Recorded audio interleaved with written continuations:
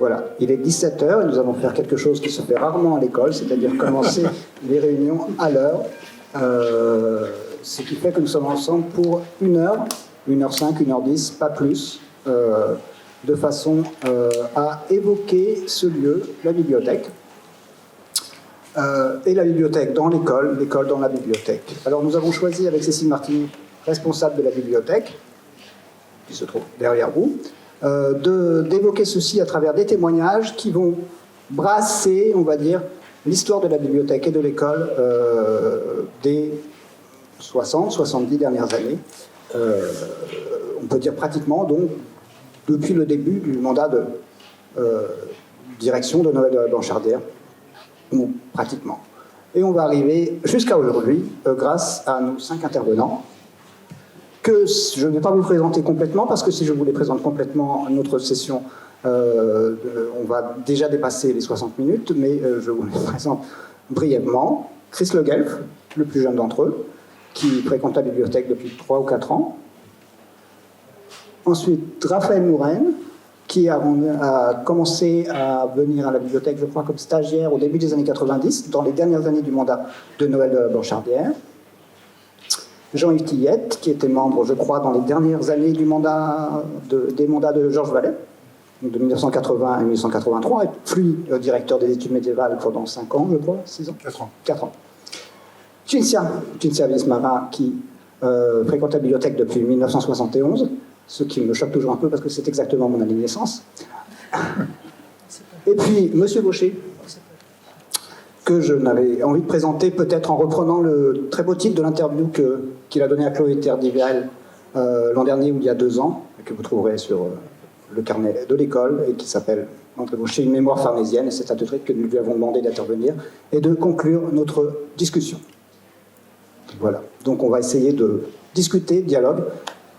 Vous verrez dans le petit film Voyage aux 5 écoles que vous avez la possibilité de voir cet après-midi dans la petite galerie, il y a une petite intervention de Yannick Nexon où il précise, donc en quelques secondes, je crois que c'est à la 9e minute du petit film, que la spécificité de cette bibliothèque, c'est le dialogue qu'il y a entre lecteurs, chercheurs et bibliothécaires. Et je crois que c'est quelque chose qui est commun à cette période, et c'est ce qu'on va essayer de discuter ensemble. On avait envie de commencer par Chris. Alors, vous allez voir qu'il y a des gens que je vous vois, parce que je ne les connais pas, et des gens que je tutoie, parce que je les connais très bien. Donc je vais commencer par mon premier interlocuteur, que je connais très bien, puisqu'il va nous dire dans quelles conditions il est arrivé à la bibliothèque, et à quel moment. Alors, tout le monde m'entend ? Voilà. Bonjour à tous. Donc, je suis arrivé en septembre 2022 ici, donc juste après le Covid. Et suite à des études de philosophie, j'ai décidé de partir à Rome, c'était un peu l'aventure. J'ai pris mes affaires et je suis parti sans forcément d'objectifs bien précis en tête. J'ai juste des origines italiennes, donc c'était ce qui m'a raccroché à l'Italie. Par chance, j'ai réussi à trouver un travail ici, et en arrivant, effectivement, j'étais habitué aux bibliothèques universitaires, et c'est vrai que ça a été un petit peu... ça a été un choc, mais un choc très positif en arrivant. Notamment parce que, comme je le disais, je suis arrivé après le Covid, donc pour en avoir parlé avec mes collègues, c'est vrai qu'apparemment, avant le Covid, la bibliothèque avait un visage tout à fait différent. Comme vous l'avez vu, vous avez été contrôlé par une sécurité qui est assez importante. Donc, quand je suis arrivé, cette sécurité existait déjà. Donc on peut dire d'une certaine manière, c'est ce qu'on disait avec Serge, que je suis arrivé à l'heure de la réduction des libertés peut-être. Et peut-être que les prochains témoignages vous montreront qu'il y avait une autre manière de vivre à la bibliothèque. Donc voilà, donc je suis arrivé dans cette bibliothèque où effectivement il y a un mélange à la fois de chercheurs qu'on peut considérer comme étant probablement le futur de la recherche, et en même temps un aspect très familial, des gens qui vivent ici, qui sont même nés parfois ici et qui ont été mes collègues. Et c'est ce qui a fait que je me suis senti très vite très bien accueilli. Et voilà, pour commencer, Serge, est-ce que tu veux que je rajoute quelque chose là-dessus ? Peut-être préciser ce que tu faisais dans la bibliothèque en tant que salarié, en quelque sorte, ou contractuel, et ce que tu as fait depuis, puisque Chris ne travaille plus avec nous depuis 2 ans, 1 an et demi 2 ans. 2 ans, et comment la nature de ton travail comme professionnel, et ensuite la nature de ton parcours de chercheur, ou du moins de personne qui vient ici travailler très fréquemment, parce qu'on te voit très souvent. Alors, donc, je suis arrivé tout simplement comme magasinier. Donc, j'aidais surtout à tout ce qui est de l'ordre de la logistique, du rangement des livres, voilà, de ce genre de tâches. J'ai fait ça avec plaisir, ça me changeait un peu de mes activités plutôt universitaires, intellectuelles, scolaires, on va dire. J'avais aussi une activité d'écriture un petit peu avant. Et donc j'ai embrassé ce travail avec vraiment beaucoup de plaisir. Il s'est trouvé que mon contrat a pris fin, ce contrat de magasinier a pris fin. Et j'ai donc décidé de voguer vers de nouveaux horizons. Maintenant je suis professeur de philosophie donc, dans un lycée français. Il y a 2 lycées français à Rome, il y a le lycée Chateaubriand et l'Institut Saint-Dominique. Donc je suis professeur de philosophie à l'Institut Saint-Dominique aujourd'hui. Alors peut-être, pour témoigner de l'attachement que j'ai à cette bibliothèque, mon contrat s'est terminé, je crois, si je ne dis pas de bêtises, il y a Cécile qui est derrière, du coup, le directrice de la bibliothèque, je crois que c'était le 31 janvier, peut-être, 2023. Je dis une bêtise là, non 24, c'est ça. Okay. Et probablement que le 1er ou le 2e février, j'étais de retour à la bibliothèque, mais en tant que lecteur, quoi. Donc voilà, mon apport principal dans cette conversation, c'est vous dire à quel point, véritablement, ici, il y a à la fois une émulation intellectuelle, mais vraiment un sentiment d'appartenance familiale très fort, quoi. Et voilà, c'est ce qui fait qu'aujourd'hui, même en tant que professeur de philosophie, je prépare mes cours ici, et ça me permet de continuer aussi la discussion que j'ai avec les membres et les scientifiques, et qui est toujours très plaisante et très stimulante. Il y a eu un passage où effectivement, une fois que mon contrat s'est terminé, j'ai désiré faire un contrat doctoral pour faire de la recherche en tant que chercheur en philosophie. Et voilà, la plupart des membres ici m'ont vraiment beaucoup aidé pour préparer l'entretien au contrat doctoral. Donc ça s'est soldé par un échec, hein, je vous donne la fin. Mais ça a été plusieurs semaines vraiment de discussions permanentes avec eux, où ils m'ont proposé de me faire passer des oraux blancs en quelque sorte, énormément de conseils, de méthodologie, etc. Donc voilà, il y a vraiment c'est vraiment l'identité particulière de cette école, pour moi c'est ça, quoi. C'est l'activité intellectuelle, la discussion permanente, on est tout le temps en dialogue, les espaces sont ouverts, c'est ce qui permet ça, on se retrouve tous sur la terrasse, on discute de choses et d'autres, mais souvent aussi de sujets historiques, philosophiques, etc. Et en même temps un attachement fort avec des amitiés qui se créent. Et puis voilà.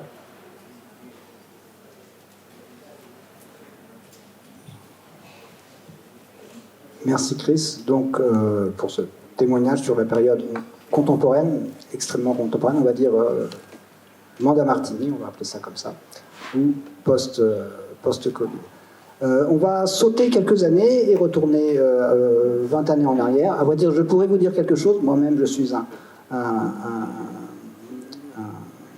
recruté du mandat Nexon-Grain, que je vois M. Grain que je salue, qui s'installe à la place. Donc je pourrais vous parler de ce qui s'est passé, on va dire, depuis 2005 ici.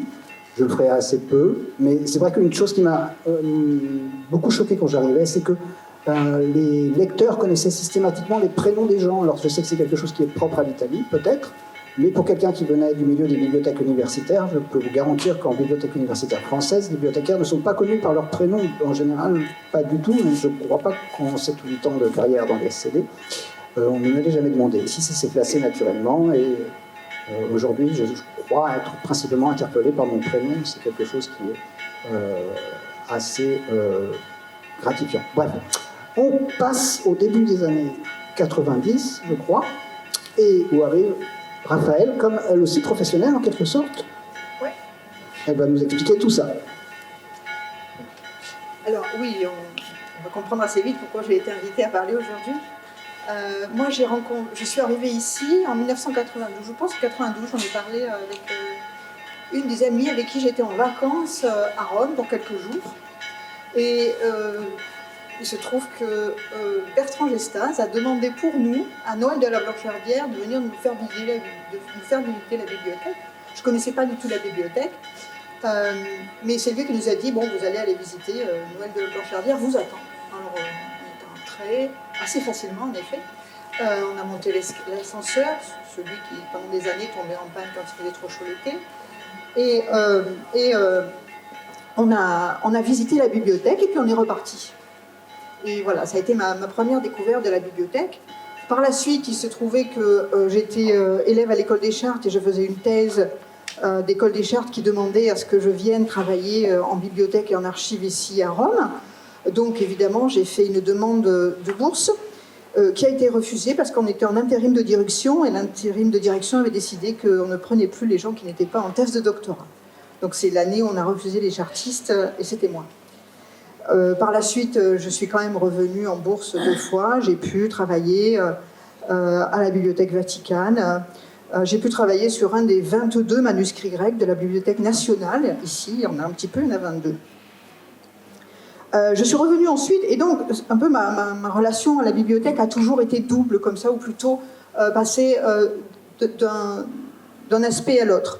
Je suis revenue ensuite en stage, sous la direction au moment de la direction de Claude Nicollet, avec Christiane Barilla qui venait d'arriver, qui est arrivée auréolée du résultat du succès du vidéodisque qu'elle avait développé à la Bibliothèque Sainte-Geneviève avec la Bibliothèque Vaticane. Donc c'était un stage, en réalité c'était un stage de fin de formation assez tranquille. Donc Claude Nicollet a décidé de me faire faire sa bibliographie personnelle. Donc il m'a donné sa pile de vieux tirés à part, certains sans titre, sans nom de revue. J'ai tout retrouvé, il était très impressionné. Mais par exemple, j'étais en stage professionnel, donc par exemple, Christiane Barilla m'a envoyé à la Vaticane. J'ai été reçue par le préfet Boyle, qui m'a parlé un petit moment, et qui m'a envoyé visiter le bureau des catalogueurs où se faisait le réseau URPS. Alors je suis sortie de là un peu découragée quand même. Puis je suis passée par d'autres voies pour demander à Paul Canard d'aller quand même boire la réserve, parce que bon, il ne faut pas pousser. Et puis voilà, et je suis revenue ensuite comme membre de l'école française pendant 3 ans, comme employée donc de l'institution, avec mon bureau attitré dans la bibliothèque. Et ça, c'est quelque chose sur quoi je voudrais insister. Je travaille actuellement dans une institution de recherche qui reçoit des post-docs, qui souvent ont des financements extérieurs, et ceux qui donnent les financements insistent aussi beaucoup. Ils doivent avoir un bureau, ils doivent avoir un téléphone, ils doivent avoir un écran. Et moi, 10 fois par an, je dis non, donnez-leur. Je leur donne une table dans la bibliothèque. Il n'y a rien de mieux qu'une table dans la bibliothèque, parce que j'ai vécu une expérience extraordinaire d'avoir mon bureau de professionnels, de fonctionnaires, là, dans cette bibliothèque. Et une des choses dont je me souviens le plus, c'est le temps que je passais parfois à essayer de trouver mes mots pour écrire ma thèse, à regarder le plafond. Et si je ferme les yeux, je vois encore le plafond de la salle d'histoire à côté.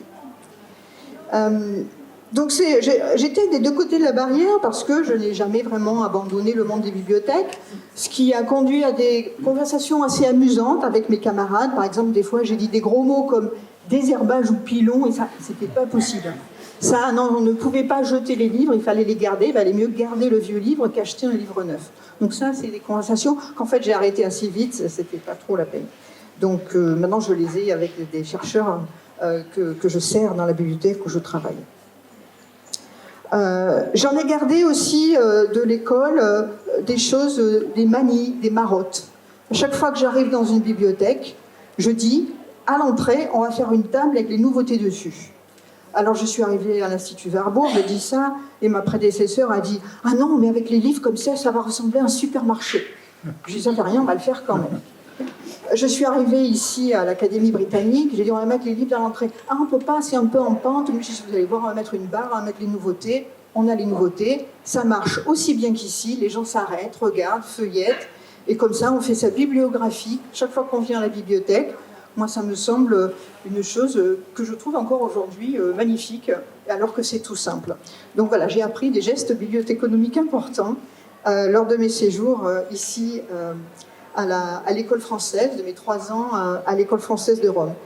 J'en ai obtenu et gardé un contact tout particulier avec le personnel de la bibliothèque, avec qui je me suis toujours bien entendue, je crois, avec qui j'ai toujours parlé, discuté de ce qui se passait. Je les ai vus travailler, je les ai vus déplacer les livres, je les ai vus informatiser. Je suis arrivée, il y avait encore les fichiers. J'ai vu tout ce qui a été fait au fil des ans à la bibliothèque, un travail souvent invisible, mais énorme, par une équipe toujours agréable, toujours patiente. Et ça aussi, c'est quelque chose qui me sert de modèle tous les jours. Aujourd'hui, je voudrais finir par 2 points. Le premier point, c'est que je travaille encore aujourd'hui étroitement avec la bibliothèque de l'École française et particulièrement avec Cécile Martini. Et je dois dire que c'est un très grand plaisir. Nous partageons une même vision du métier de bibliothécaire d'un institut de recherche, l'importance du travail en réseau, l'importance du partage des connaissances, l'importance de réfléchir ensemble quand quelqu'un a un problème. Alors, il n'y a pas que nous, nos collègues aussi des autres instituts étrangers de Rome partagent souvent, la plupart, cette vision, mais on travaille bien ensemble. Avant-hier, nous sommes allés à la bibliothèque du Germanico, voir un peu où en est la bibliothèque 6 mois après la réouverture. Je suis aussi toujours en contact, par exemple, un peu par hasard, avec Clément Pierre, car nous partageons le même intérêt pour l'ambassadeur de François Ier, Guillaume Pélissier. Je l'ai vu récemment et je l'inviterai à Rome en juin. Je suis sûre qu'il viendra vous voir ici au Palais. Et la dernière chose que je voudrais dire quand même, c'est que je me tourne vers M. Vaucher. Monsieur le directeur, je pense quand même que j'aurais été une bonne directrice de la bibliothèque.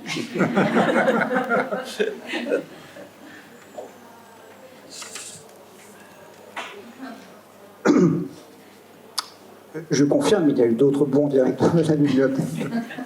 Mais je confirme. Une chose peut-être qui va déjà marquer la période de crise, on va dire la période que j'ai évoquée depuis que je suis là, et la période que Raphaël a peut-être connue, tu fréquentais aussi la bibliothèque le dimanche, ce qui est peut-être quelque chose qui va différencier nos... Je pouvais. Alors, alors ça, c'était voilà, on pouvait venir le dimanche. J'avoue que je ne suis pas venue le dimanche. En revanche, ce qui était bien, c'était de rester tard le soir quand la Vatican fermait. Et ça, c'était encore très, 22 très bien. heures. C'était encore 22 heures. Et on pouvait venir le dimanche. Donc on peut venir en cas d'urgence. Moi, je venais en cas d'urgence pour finir un truc pour avant-hier. Je dois dire que je travaille aujourd'hui dans une bibliothèque qui est ouverte pour les résidents 24 heures sur 24, 7 heures sur 7. Alors pour les bibliothécaires, il faut avoir le cœur bien accroché. Mais eux, ils trouvent que c'est le paradis. Les bibliothécaires ont le cœur bien accroché. Donc la bibliothèque était ouverte le dimanche à ce moment-là, fermée à 22h, mais parce que pour des raisons, enfin aussi pour des raisons logistiques, Nino Fornara vivait proprement ici, était en mesure de faire le tour de fermeture. Je crois que d'après ce qu'on m'a raconté, c'était ce qui se passait. Voilà. C'est plus compliqué que ça. J'en parlerai. C'est toujours plus compliqué. Jean-Yves Tillette, donc, pour la période, on va dire, des années 80. C'est ça, oui. Merci beaucoup. Donc, oui, comme vous l'a dit Serge, oui, mon propos va essayer de donner une idée de ce qu'était la vie à l'école dans les années 1980. Bon, comme je ne suis pas un improvisateur, mon propos est peut-être un peu construit, donc quand ça devient trop ennuyeux, vous n'hésitez pas à m'arrêter. Enfin, en ces temps où les séjours de formation à l'étranger étaient beaucoup moins fréquents qu'aujourd'hui, les années à l'école rimaient avec liberté et curiosité. C'était en tout cas le double mot d'ordre formulé lors de la séance de rentrée par le directeur de l'époque, Georges Vallet. Et liberté, il considérait un peu généreusement peut-être les membres comme des adultes responsables, aptes à conduire par leurs propres moyens leurs projets de recherche, sans autre contrainte que celle pour les membres de première année d'écrire avant Noël et au nom de l'école des cartes de vœux aux cardinaux et aux membres de l'Institut. Curiosité, il leur enjoignait fortement de partir à la découverte des innombrables beautés de l'Italie et de s'en imprégner, de-t-il pour cela sacrifier quelques journées de lecture ou d'écriture. Tout en suivant à la lettre ces judicieux conseils, nous revenions toujours à notre port d'attache. Je veux parler de la bibliothèque, à quoi l'école s'identifiait pour une large mesure, ne fût-ce que d'un point de vue topographique. La place Navale était encore jeune à l'époque.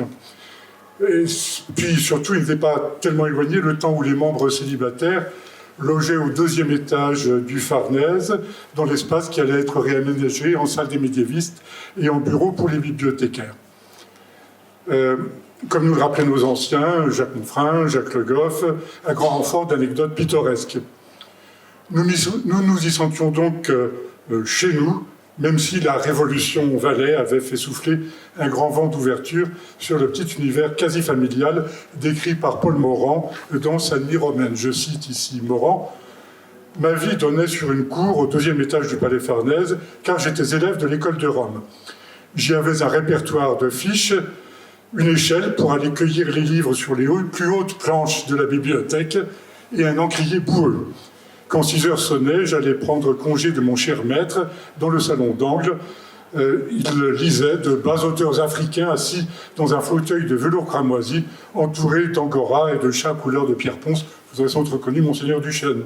Puis je gagnais la cour par des corridors ravagés de courants d'air. Alors ce qui me frappe dans ces quelques phrases ironiques et brillantes, c'est l'accent mis sur le cadre spatial, horizontal et vertical. Le second étage du palais n'était pas forcément destiné à l'origine à accueillir une bibliothèque.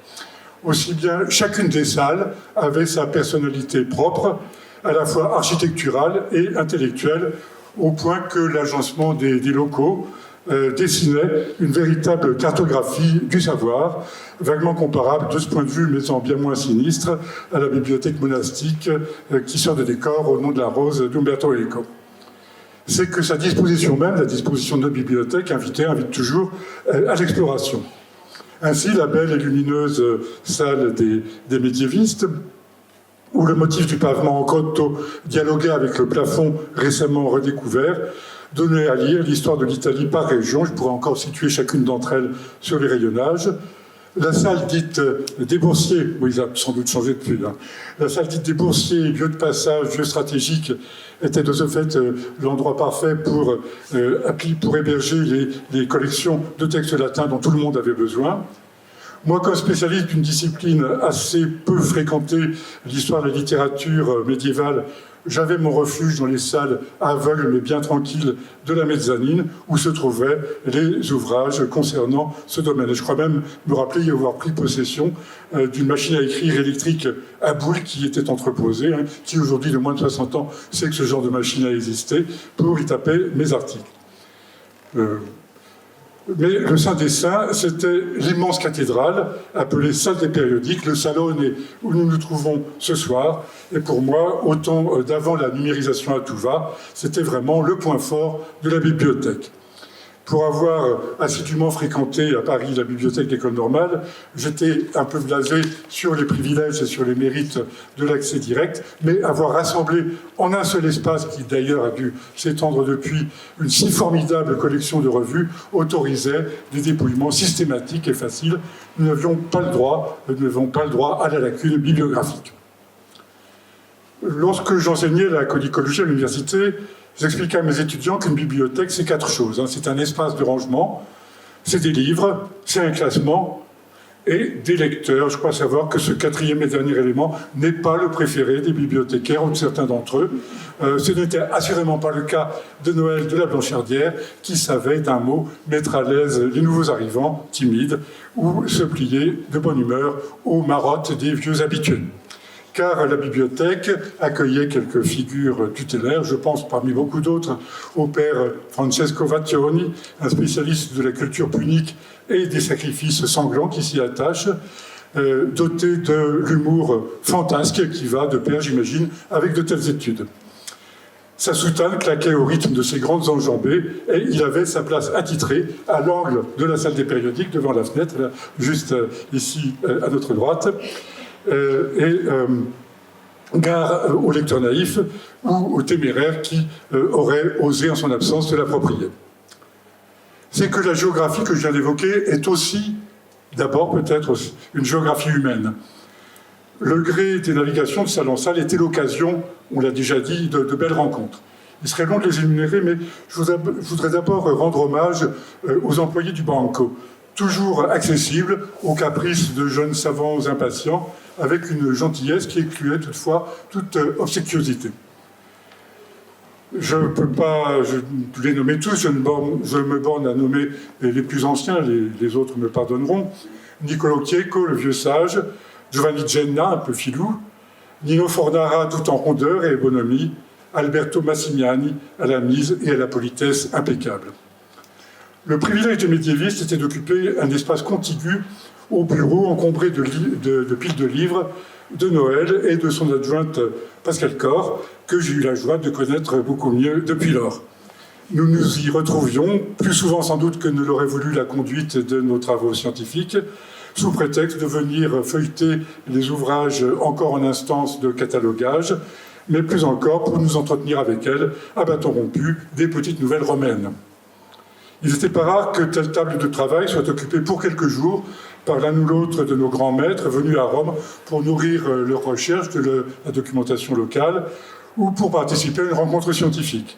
Le contact avec eux était alors tellement plus facile et direct qu'à Paris, où ils nous impressionnaient tant, que c'était un vrai plaisir de les inviter à déjeuner dans les petits restaurants du quartier où nous avions nos habitudes. Et j'ai ainsi le vif souvenir de repas aussi instructifs que détendus, voire drôles, pris avec Georges Duby, Pierre Toubert, Marc Fumaroli ou Jacques Julliard. Mais bien sûr, nos échanges, et je vais terminer par là, nos échanges les plus constants et les plus fructueux, et je crois qu'il faut ajouter au diptyque de Georges Vallet une troisième rime, amitié, étaient avec nos condisciples, les boursiers, les autres membres ou nos homologues italiens, que la bibliothèque accueillait à bras ouverts. Je pense par exemple à Andrea Giardina, qu'on devinait déjà promis un bel avenir, et qui est historien de la Rome antique. Et donc, voilà, je le nomme parce que c'est une des personnes avec qui j'ai échangé, alors que naturellement je fréquentais plus les médiévistes, mais c'est pour dire que ces entretiens ne se limitaient pas à un champ disciplinaire ou à une période. Parmi mes contemporains, j'ai beaucoup appris au contact des antiquisants Jean-Michel David ou Yann Thomas, amoureux comme moi de la rhétorique, ou pour l'histoire religieuse, à des gens comme Philippe Bautry ou Jean-Luc Poutier, qui sont contemporanéistes. C'est à eux que je dois d'être venu, j'espère, un tout petit peu historien, moi qui, comme les littéraires de ma génération, était formé à des méthodes plus austères et qui abordaient mon objet de façon plus abstraite. La bibliothèque, hein, c'est aussi des hommes-livres, soit dit pour faire allusion à la nouvelle célèbre de Ray Bradbury. Alors voilà, j'ai esquissé avec un peu de nostalgie le portrait d'un âge d'or, mais je suis tout à fait convaincu que les membres actuels, et on vient en somme un peu de l'entendre, qui ont sans doute un usage de la bibliothèque en partie différent, en peindront dans quelques années un tableau tout aussi nostalgique et tout aussi doré. Et je termine comme j'avais commencé, mais en m'appuyant sur une référence un peu pédante. Un disciple qui lui demande ce qu'est un livre, un maître du XIIe siècle répond, je cite la traduction française, « L'origine du mot « livre » est ambiguë, car nous appelons livre un parchemin couvert de menus signes, notulés, d'après le libère, l'écorce des arbres, sur quoi on écrivait avant d'utiliser le parchemin. Mais on dit aussi livre d'après libération, liber a liberando dicitur, parce que qui s'adonne souvent à la lecture délivre son esprit des soucis et des liens du siècle. Nous avons ici, tout autour de nous, quelques 220 000 occasions de nous libérer l'esprit. C'est ça, la bibliothèque.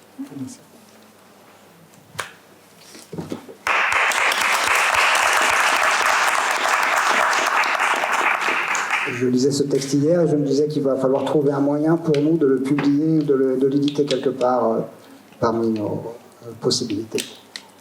Ce texte m'a fait penser à quelque chose. Il y a un mot que j'aimerais bien sortir avant d'écouter Cinzia. Ici, c'est la notion de fantôme, de personnes, et beaucoup ont été cités ici, mais qu'on voit, nous, professionnels qui fréquentons cette bibliothèque depuis pas mal de temps, de gens qu'on a vus et qu'on ne voit plus. Mais ils sont toujours là. Alors, je pense à Jacqueline Risset, pour la période que j'ai connue, à Roberto Spadea, à Rosanna Scatamacchia, et à Jean-Marie Martin, par exemple. C'est une petite sélection, mais c'est vrai que c'est des gens qui nous hantent, dans le bon sens du terme, je crois. Aussi bien pour leur recherche, leur production est autour de vous, mais aussi bien pour leur présence et ce qui, dans un certain sens, ils ne vont jamais quitter. Voilà. Cinzia, donc nous arrivons au plein mandat de Noël de la Chardière, puisque vous arrivez ici en 1971, jeune étudiante. Au moins, j'étais étudiante. Voilà, on va faire un gros plongeon dans le temps. Et Jean-Yves a mentionné la machine à écrire électrique, qui n'existait pas, évidemment, quand j'ai eu ma première carte de la bibliothèque en 1971. Il n'y avait pas les photocopies. Les appareils photo existaient, mais c'était des vrais appareils photo avec des films, etc., etc. Maintenant, tout a changé.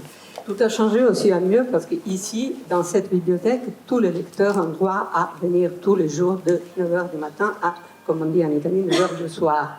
Le samedi, un peu moins. Ce qui, dans la concurrence, pour ainsi dire, avec les autres institutions que nous fréquentons tous, c'est un avantage vraiment énorme.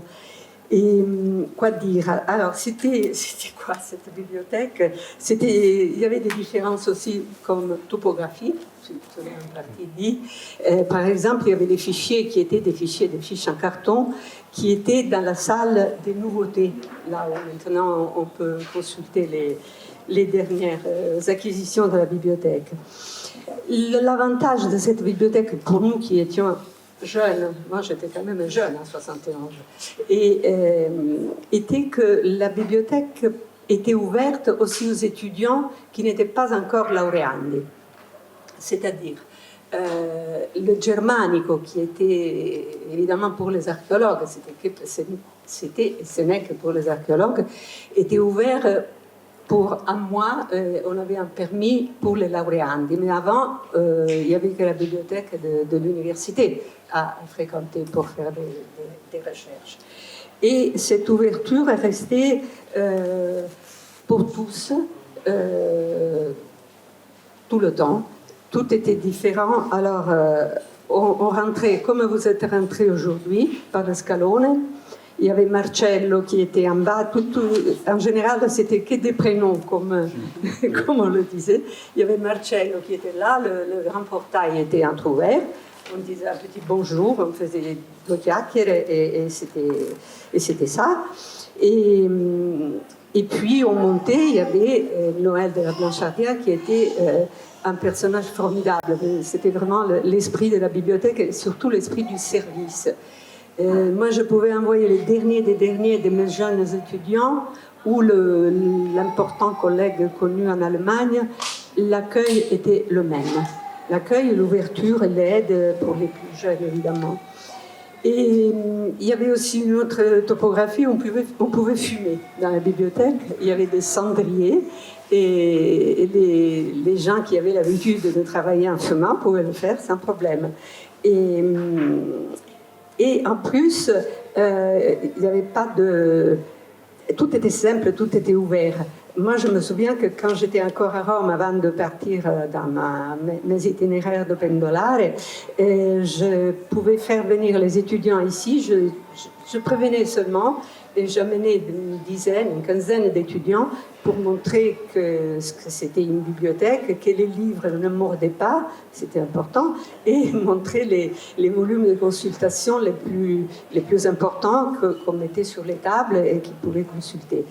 Et tout était très artisanal et très petit. Il y avait Noël, il y avait, comme tu le rappelais, il y avait Nino, il y avait Alberto, il y avait Jenna. C'est bizarre parce que en fait, tous étaient appelés par le prénom, sauf Chieko et Jenna. On les appelait par leur nom de famille, c'est bizarre. Et on parlait avant de la clé, on pouvait avoir une clé à un moment donné, si on était connu, etc., qui ouvrait la petite porte qui donne accès au mezzanino et au troisième étage. Et on pouvait venir donc aussi le dimanche, samedi et dimanche, sans problème, ce qui était un avantage formidable. Et comme espace, disons, de socialisation, il y avait le salottino, mais il n'y avait pas encore la terrasse. La terrasse n'était pas accessible, on ne connaissait même pas son existence. Et puis, quels sont les rapports? C'est quelque chose dont on avait parlé avec Serge. Comme on dit en Italie, les carabiniers et les policiers s'appellent cousins, mais les rapports ne sont pas toujours excellents. Et les cousins, évidemment, pour les archéologues, c'était les DAI, les germanico. Quel était l'avantage du germanico? L'avantage du germanico est qu'il faut dire que, étant donné que c'est une bibliothèque très spécialisée, le classement, les cotes des livres sont beaucoup plus faciles à atteindre sans regarder, sans consulter les fichiers.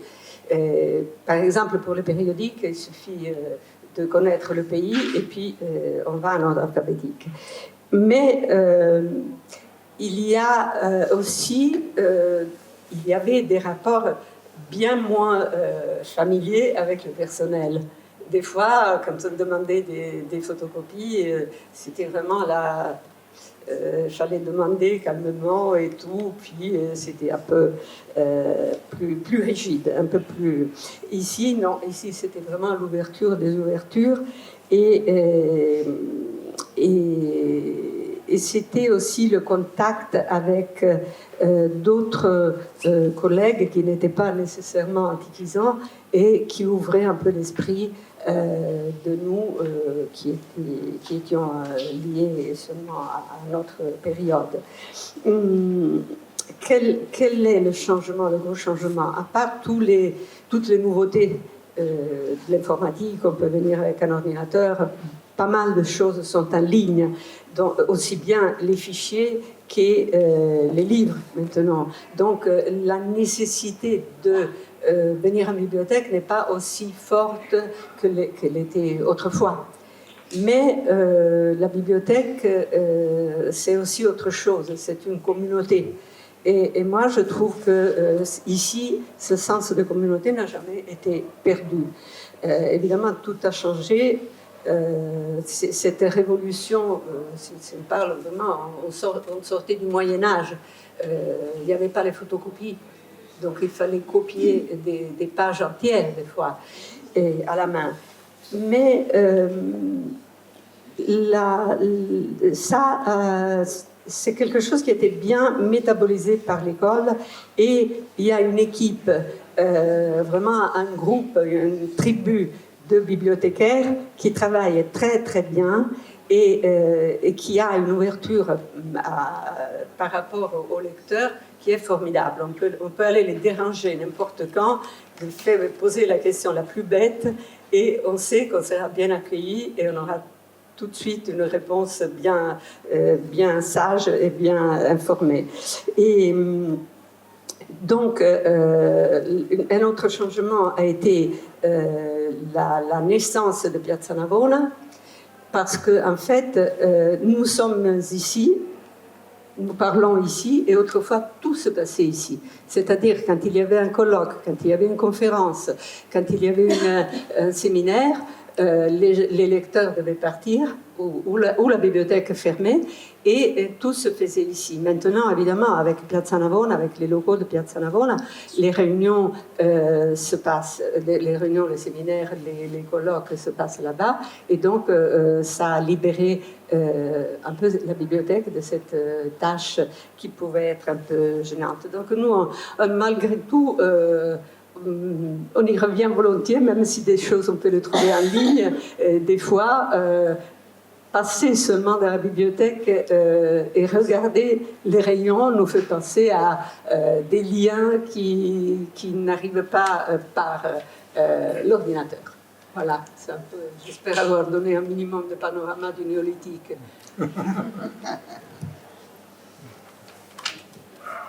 C'était très complet, Cinzia. Juste une chose, je le dis toujours lorsqu'on me demande si, pardonnez-moi de vous déranger, vous ne nous dérangez jamais. Nous sommes là pour être dérangés, c'est pour ça que nous sommes ici, nous, bibliothécaires. Voilà. En tout cas, c'est une de mes convictions. Last but not least, je laisse la parole. Lucie Fondo, exactement. Je laisse la parole à André Vaucher. Merci, Charlie.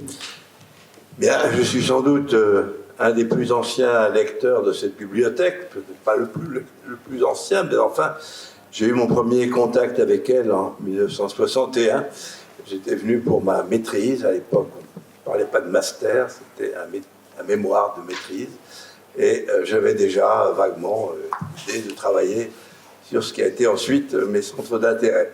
Mais ça a été qu'un contact d'1 mois et demi qui m'a suffi évidemment pour m'apercevoir de la richesse de cette bibliothèque, mais ça a été très rapide.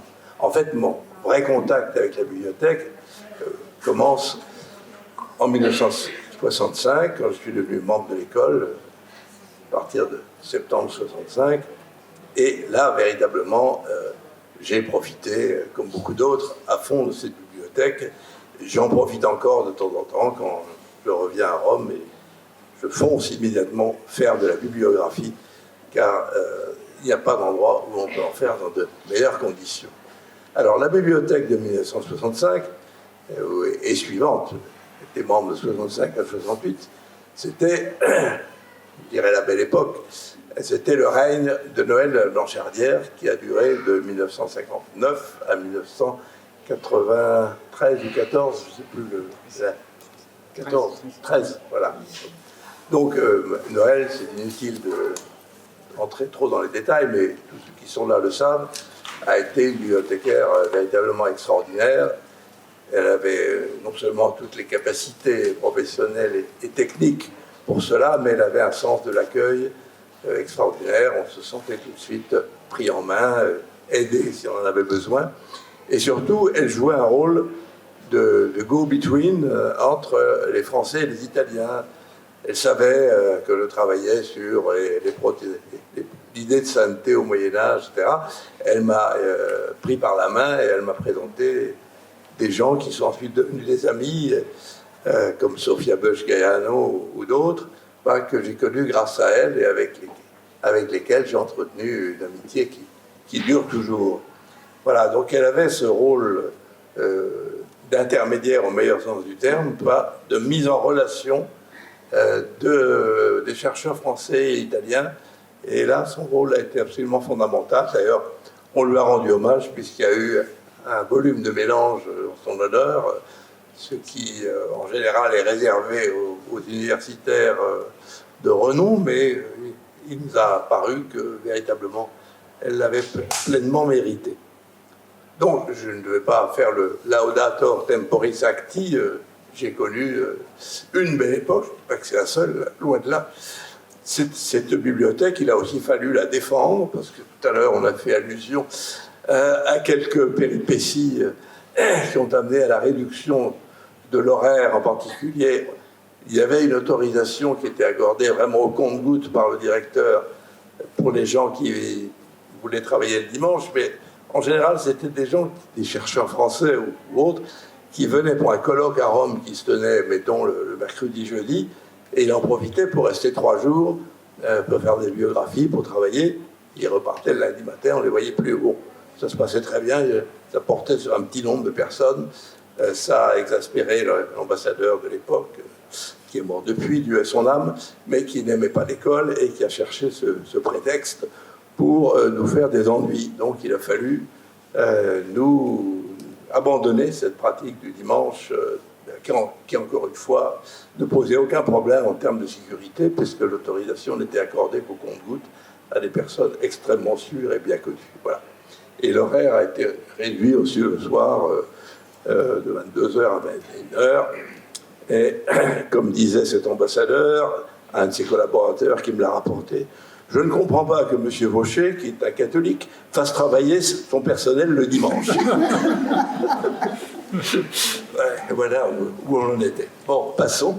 En tout cas, il a fallu donc la défendre bec et ongles dans cette conjoncture un peu particulière, mais c'était quand même assez exceptionnel parce qu'il y avait unanimité à Rome lorsqu'on a eu ces difficultés, cette période qui a quand même duré 2 ans de conflit avec l'ambassade, tout à fait exceptionnel, parce que avant et après, il y a une excellente relation entre l'école et l'ambassade. Mais pendant cette période, nous sommes sentis soutenus par nos collègues italiens, dont certains ont fait des démarches jusqu'au sommet de l'État italien, pour défendre l'école à travers sa bibliothèque. C'était une institution absolument fondamentale à Rome pour les chercheurs au milieu scientifique, et qu'il fallait que cette institution puisse survivre et soit à l'abri des humeurs de tel ou tel. Voilà. Donc, j'en reviens à cette notion de centralité de l'école, de la bibliothèque de l'école, qui est curieuse parce que, au fond, la bibliothèque de l'école est une bibliothèque récente. On dirait 1875, c'est pas si récent que ça, mais par rapport à la plupart des grandes bibliothèques romaines, c'est rien du tout. La plupart des bibliothèques romaines, commencées par celle du Vatican, remontent à l'humanisme, à la Renaissance, ont des fonds anciens extraordinaires. Ici, nous n'avons rien de tel. Une bibliothèque qui s'est créée, qui a été créée en particulier par un directeur éclairé qui s'appelait Geoffroy dans les années 1880 et qui a donné une priorité absolue à la constitution d'une bibliothèque qui soit une bibliothèque de travail avec les livres qu'on pouvait trouver à l'époque. Alors évidemment, il y a quelques livres anciens qu'on a pu acheter d'occasion, mais ce n'est pas, on ne vient pas ici pour voir des fonds anciens. On vient ici pour voir des revues, pour voir des livres qui sont parus postérieurement en 1880, dans la plupart des cas. Voilà, donc une bibliothèque relativement récente, qui ne prétend pas rivaliser avec les grandes bibliothèques romaines, et encore moins avec les bibliothèques vaticanes, mais qui, d'emblée, a été ouverte à toutes les périodes de l'histoire. Et c'est aussi une de ses spécificités. Ce n'est pas une bibliothèque purement archéologique, ce n'est pas une bibliothèque purement d'histoire ancienne ou d'histoire religieuse. Voilà, elle n'est pas universelle. Vous n'y trouverez pas grand-chose sur l'histoire de l'Afrique ou de l'Amérique, mais malgré tout, elle a toujours tenu ouvert l'éventail de l'histoire et de la géographie. Et je pense que c'est une des raisons aussi pour lesquelles elle est appréciée et si utilisée par les chercheurs français, les boursiers bien sûr, mais aussi par nos collègues et par les étudiants romains et italiens en général, car beaucoup viennent de plus loin que Rome pour consulter des livres qu'ils ne retrouvent pas ailleurs. Voilà, donc ça c'est une donnée fondamentale qu'il faut prendre en compte. Et la bibliothèque a toujours été le joyau de l'école. Quand les présidents de la République sont venus au Farnèse, on commence toujours par leur montrer la bibliothèque. De Gaulle est venu en 1959. Je n'y étais pas, rassurez-vous, mais il y a une photo où on voit Noël à Blancharddière qui venait d'arriver peu de temps avant et qui montre au général tous nos beaux livres. Il y a eu ensuite, là j'y étais, Giscard d'Estaing et le président Léonet en 1974 pour le centenaire de l'école. Bref, nous sommes fiers de notre bibliothèque parce que c'est ce que nous avons de plus beau et c'est ce que nous montrons à nos hôtes de marque. Voilà, c'est très important. Alors, cette bibliothèque, il ne lui manque qu'une chose, si je peux dire, c'est un espace vert.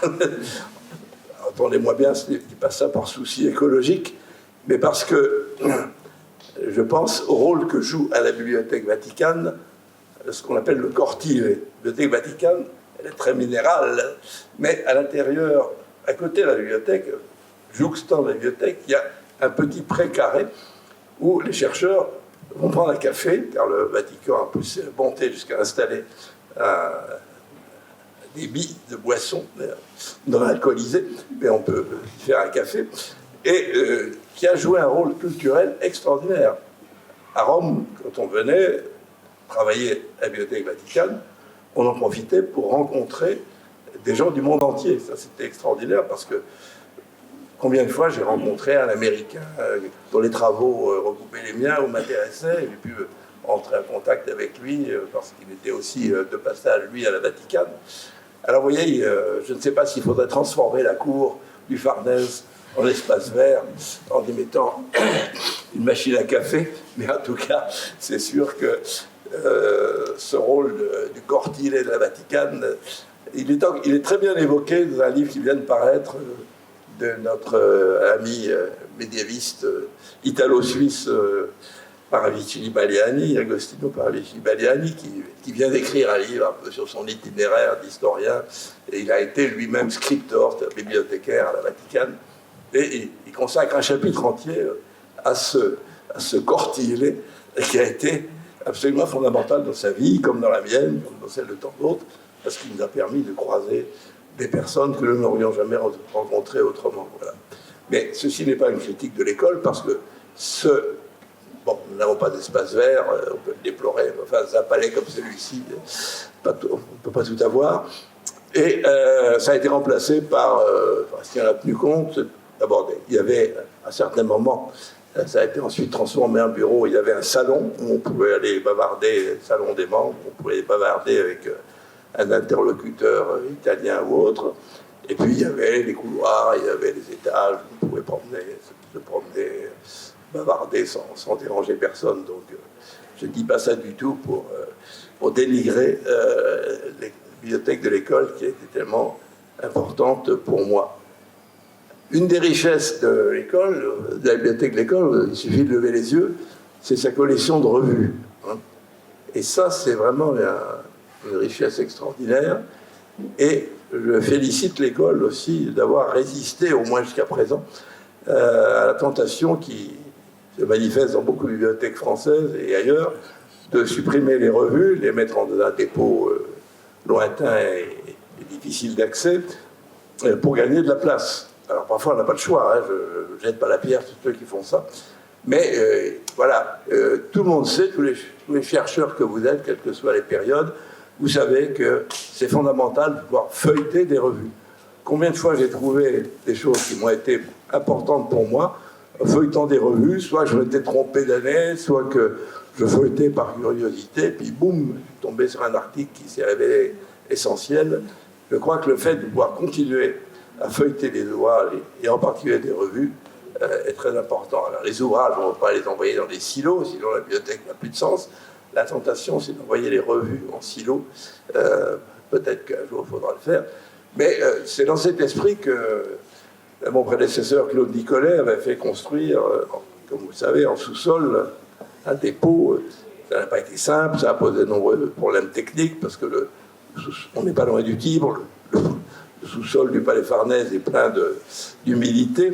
Il l'est moins maintenant que le climat s'est réchauffé, mais enfin bon, il a fallu prendre pas mal de précautions et de mesures techniques pour que ça soit faisable. Mais enfin, il y a donc, depuis les années 90, un dépôt souterrain qui permet d'héberger des collections moins consultées, des doublons, enfin, il y a toutes sortes de choses qui sont mises là, ce qui permet de dégager de la place pour la bibliothèque proprement dite, la partie la plus vivante, disons, de la bibliothèque. Alors, ce qui est formidable maintenant, évidemment, c'est Cynthia l'a dit avant, l'aspect technologique par la bibliothèque a toujours suivi, et sans retard, l'évolution technologique. Donc, on peut aussi bien... Bon, à l'époque, on faisait des vidéodisques, on faisait des CD-ROM quand j'étais directeur, puis bon... les choses ont beaucoup évolué, puis il va y avoir l'intelligence artificielle pour laquelle je suis totalement incompétent, mais dont j'imagine qu'elle va changer complètement le rôle et le travail des bibliothèques. Mais l'école a toujours suivi le mouvement et l'a même parfois précédé. Et je crois que ça, c'est très important de rester dans le mouvement de la transformation, de l'évolution technologique. Un dernier petit point, une des raisons de l'attachement, je l'ai mesuré encore récemment, une des raisons de l'attachement de nos collègues italiens et étrangers, des étudiants, chercheurs, etc., à cet attachement à cette bibliothèque, c'est qu'elle est restée ouverte dans des conditions un peu acrobatiques à l'époque, au moment de l'épidémie de Covid. Covid a été entraîné la fermeture de la quasi-totalité des bibliothèques romaines et ici, encore une fois, en prenant toutes les précautions d'usage, le travail a continué et les lecteurs ont continué à être reçus. Et cette preuve, non seulement d'ouverture mais de courage, est restée dans toutes les mémoires et a renforcé encore l'image de la bibliothèque de l'école, qui est vraiment fondamentale et fondamentalement belle.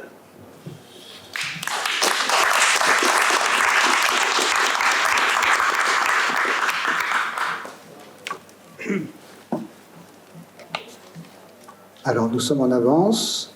Si vous voulez, on va quand même prendre du retard. On va vous parler du problème du dépôt et de la cantina parce que c'était quelque chose d'actualité, mais je ne vais pas développer là-dessus. Sur la question du Covid, alors effectivement, ça a été acrobatique et ça nous fait un cycle puisque nous avons commencé avec le post-Covid et nous finissons avec la période du Covid. Ça a été le début du mandat de Cécile.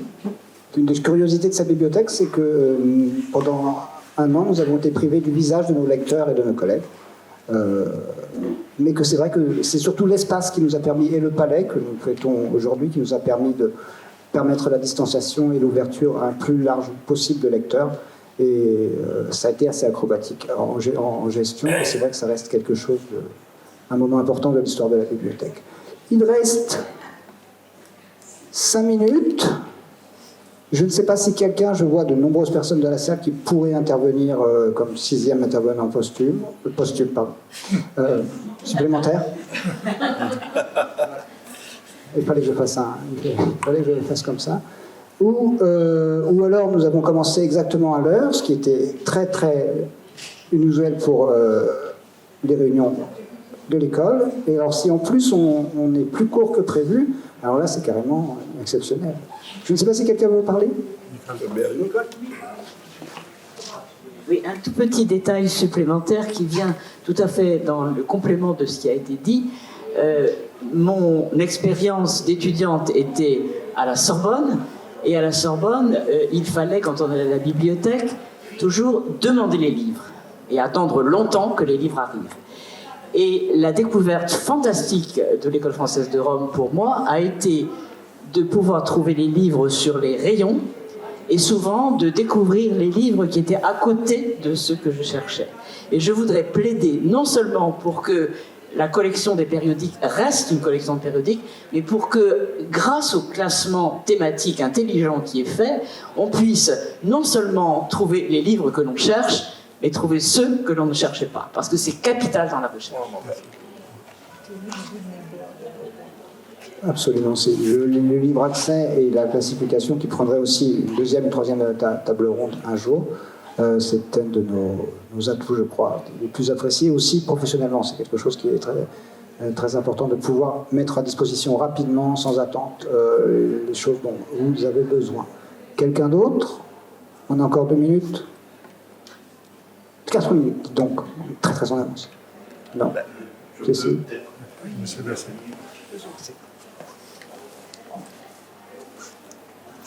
Je suis certainement le plus ancien ici.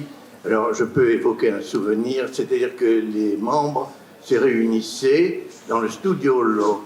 Et du temps de la direction de Baillet, il est insisté pour que, c'était le mardi ou le mercredi matin, l'ensemble des membres qui n'étaient pas en déplacement ou en fouille quelque part se retrouvent le matin dans le studio Lo. Et Baillet venait à ce moment-là interroger chacun des membres. Et Baillet était infirme. Il marchait extrêmement lentement et on l'entendait venir depuis très loin. Alors, l'ensemble des membres étaient plongés dans leurs livres de recherche favoris et au bout de quelques minutes, et puis les conversations allaient leur train, mais au bout d'un certain temps, on entendait le pas de Baillet qui se rapprochait. À ce moment-là, chacun se plongeait dans son livre de recherche et Baillet pénétrait et puis allait de l'un à l'autre en demandant à chacun où il en était arrivé de ses recherches. Alors ça, c'était, je dirais, en année normale.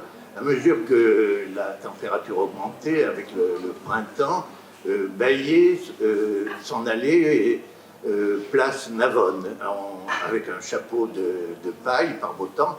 Il y avait 50 moins fois de touristes qu'aujourd'hui, et on suivait en quelque sorte les itinéraires de Baillet pour la place Navone et son retour en bibliothèque. Alors ça, c'était en 59-60, je suis arrivé en septembre 59. Le général de Gaulle était venu au printemps et j'ai eu successivement la présidence, plutôt le directorat de Baillet, puis de Boyancé, qui est venu l'année suivante.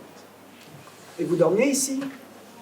Oui, alors je faisais partie encore quelques années, pendant 3 ans ou 4 ans, des membres célibataires logés, et on pouvait également, non seulement on logeait ici, mais on pouvait venir travailler pendant la nuit, pas la nuit entière dans la bibliothèque.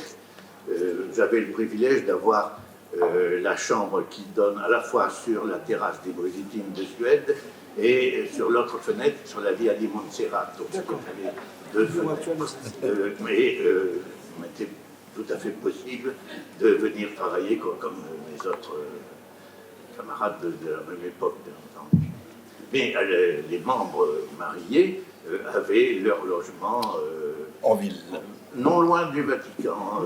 À l'époque, mes contemporains, c'était Toubert et Pietri, qui bien sûr ont disparu.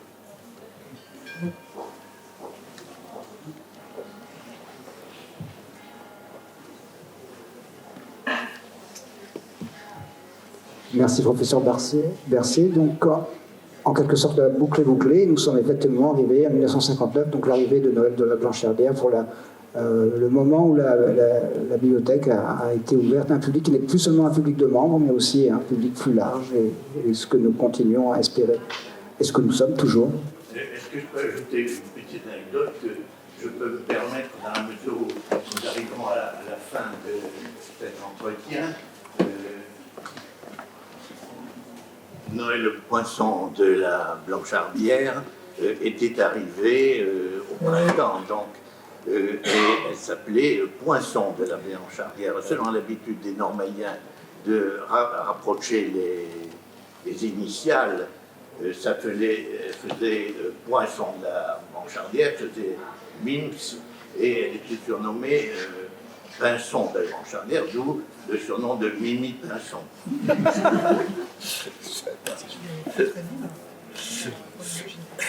Et bien voilà, de Mimi Pinson à Cécile Martini, 70 ans d'histoire de la bibliothèque de l'École française de Rome. Je vous remercie.